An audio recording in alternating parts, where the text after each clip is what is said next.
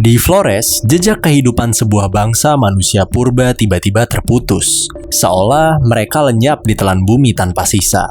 Sekarang, teka-teki itu mulai terjawab. Sebuah temuan mengejutkan mengungkap adanya tanda-tanda kiamat yang pernah melanda tempat ini. Inilah misteri punahnya Homo floresiensis, manusia hobbit dari Flores. Jadi sebenarnya kenapa penting dan menarik ya?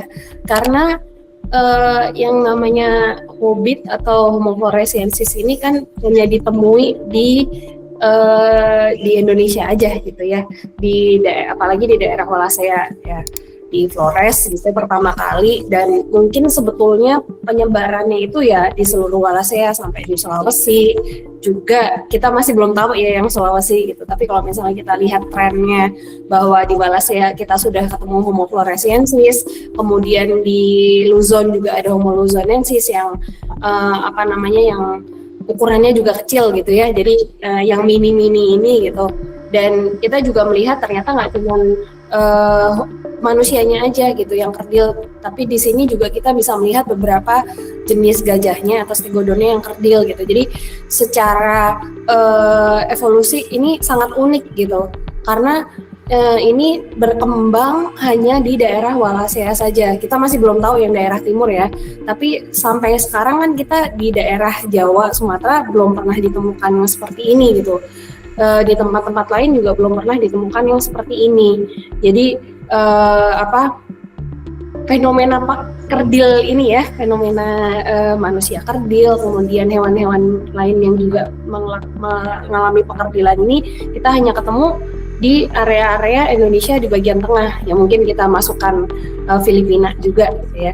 Dan hobbit sendiri dari awalnya kan juga dia kontroversial sekali ya dari penemuannya juga gitu kan, mulai dari dikira manusia modern yang istilahnya cacat gitu ya, tetapi ternyata setelah ditemukan lebih banyak evidence, bukti-buktinya, ternyata dia a whole lineage yang beda dari yang pernah kita temukan selama ini gitu ya.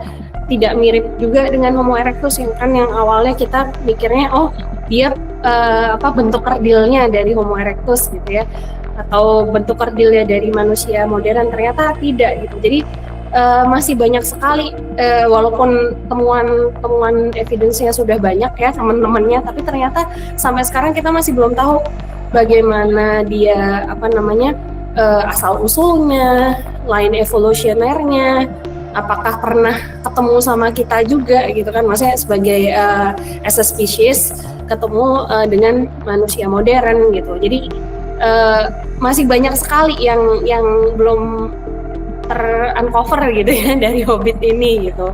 Dan kebiasaan hidupnya dan lain-lain tuh masih kayak dekat, tapi kita masih belum tahu banyak hal gitu mengenai si hobbit ini. Jadi kalau dari kekeringan itu kan sebetulnya kekeringannya sendiri dia tidak menyebabkan dia langsung punah gitu ya sebenarnya. Tapi kekeringan di sekitar liang buah itu menyebabkan dia berpindah, karena dengan keringnya liang buah gitu ya, si stegodonnya jadi nggak punya sumber air. Gajah purbanya kan jadi nggak punya sumber air gitu ya. Sementara perkiraannya adalah si gajah purba ini adalah buruan utama atau sumber makanan utama dari hobbit. Jadi ketika stegodonnya dia berpindah gitu ya, hobbitnya juga ikutan kan, karena mengikuti makanannya. Nah, jadi yang tidak kita ketahui adalah setelah itu bagaimana, bisa aja kan misalnya setelah dia pindah dia ketemu bahaya yang lebih ternyata yang bisa membuat dia punah gitu. Jadi sebenarnya kekeringannya sendiri itu bukanlah hal yang menyebabkan, kesimpulan kita sementara ya, kekeringannya sendiri itu bukan yang menyebabkan dia punah, tapi yang menyebabkan dia berpindah. Nah, berpindahnya itu bisa saja justru malah lebih membahayakan gitu untuk hobbitnya, sehingga dia in the end dia punah gitu. Ada sebenarnya kalau dari studi-studi sebelumnya gitu kan, kalau di liang buah itu sebenarnya hobbit dan stegodon dan alat batu itu habisnya adalah setelah setelah ada TUF 50.000 tahun ya. Jadi batas batas TUF-nya itu 50.000 tahun. Jadi waktu itu ada kemungkinan bahwa punahnya bisa juga karena karena gunung api gitu ya, volcanic eruption, yang mana itu kemungkinan juga terjadi di umur yang lebih tua. Jadi selain di Liang Bua kan kita nemu juga di Matamongge ya, di Soa Basin gitu, yang mana lebih luas gitu areanya. Nah di situ kan dia habisnya juga setelah banyak letusan gunung api, kita sudah nggak nemu stegodon lagi, nggak nemu alat batu lagi gitu. Jadi mungkin waktu itu juga dia pindah dari situ gitu. Nah di sini juga karena itu juga mungkin dia pindah atau mungkin habis sama sekali, tapi kita kan masih belum punya evidence yang jelas sebenarnya setelah volcanic eruption itu, apakah benar-benar dia yang menghabiskan Hobbit sama sekali, karena ternyata setelah 61.000 itu kita jarang sekali dapat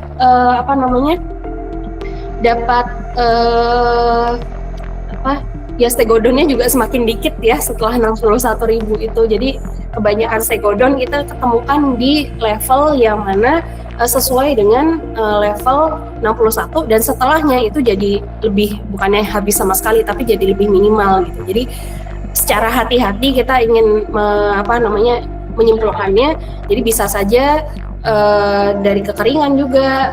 Kalau dari volcanic eruption so far kita ya itu saja ya evidence-nya gitu, atau interaksi dengan yang banyak orang wondering itu kan sebetulnya interaksi dengan manusia modern gitu, yang mana nggak ketemu juga jadi manusia modern itu kalau di Liang Bua kita baru ketemunya adalah di atas lapisan yang setelah volkanik itu, yang mana tidak ada stegodonnya lagi, tidak ada lagi temuan-temuan yang mengindikasikan bahwa itu adalah ada pernah ketemu lah mereka gitu ya, setidaknya di Liang Bua.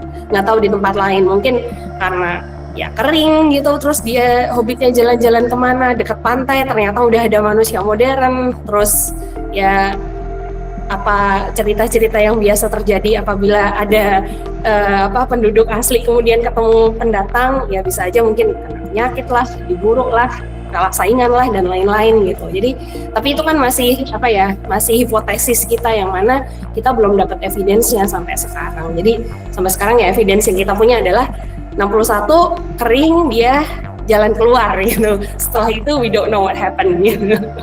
Jadi ya kalau mau lebih yang sustainable, lebih besar gitu ya, yang lebih bisa mencukupi populasi, mungkin kita juga nggak tahu populasi hobbitnya seberapa banyak gitu. Karena kalau di Flores itu beda, faunanya itu dia jauh dari mana-mana ya.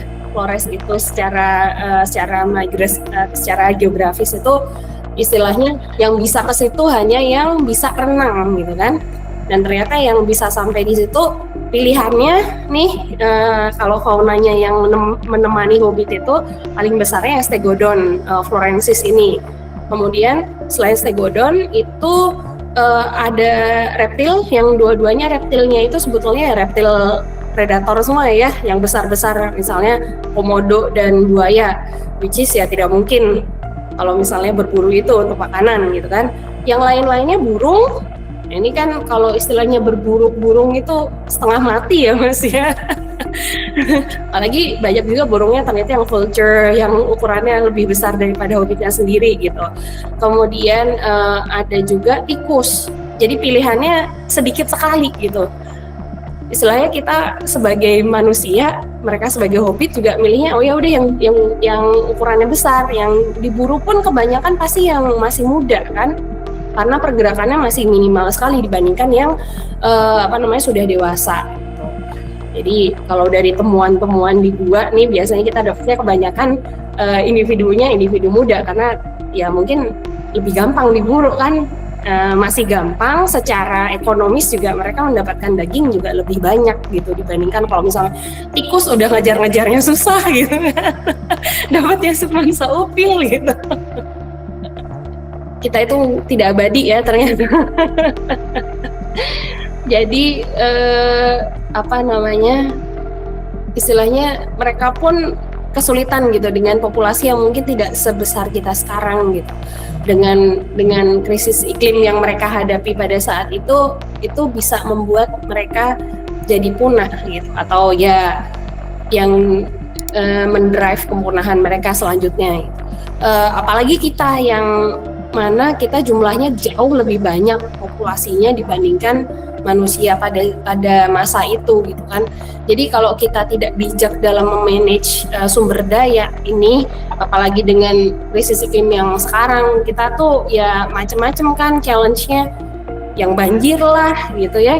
Saya nggak akan bilang ini bencana alam gitu ya, karena ya mungkin our stupidity juga gitu kan dalam memanage sumber daya. Selain itu juga ya memang iklimnya akan berubah gitu. Jadi bagaimana kita beradaptasi dengan memanage sumber daya alam yang ada. Ini yang kita hadapi sekarang banjir. Bentar lagi siapa tahu kekeringan kan. Jadi kalau kita tidak bijak dalam memanage sumber daya, ya kita akan hilang gitu. Spesies kita somehow akan hilang gitu. Gak usah lah kita ngomongin perang air aja, itu kan sudah yang paling krusial ya di hidup kita sepanjang apapun lah gitu sebagai manusia. Ya sebetulnya gak usah perang lah, udah stop air aja udah gitu ya. Udah nggak bisa apa-apa sebenarnya. Jadi air ini adalah sumber daya yang dibilang terbarukan ya iya, tapi terbarukannya berapa lama sih? Seberapa cepat kita bisa memperbarui air yang ada, mulai dari hujan netes emang bisa langsung dipakai enggak juga kan gitu. Jadi kita harus lebih bijak dalam memanage baik secara pribadi maupun secara community gitu. Ya be adaptif lah gitu ya. Be adaptif, kita ternyata dengan mempelajari masa lalu tuh kita bisa belajar banyak hal gitu. Ya tentang dianya sendiri gitu, sejarahnya dia sendiri, tentang kehidupan di masa lalu, tapi juga bisa jadi cerminan bagi kita bagaimana nasib kita sebagai manusia modern nih, kita bilangnya modern ya, di masa depan gitu. Jadi ya sebagai gambaran nih, bisa aja nanti ada spesies manusia yang lain gitu misalnya. Ya atau alien gitu misalnya, kejauhan ya. Ya itu, jadi dari masa lalu kita bisa jadi lebih bijak sih, kalau kata saya. Seharusnya jadi lebih bijak mempelajari masa lalu.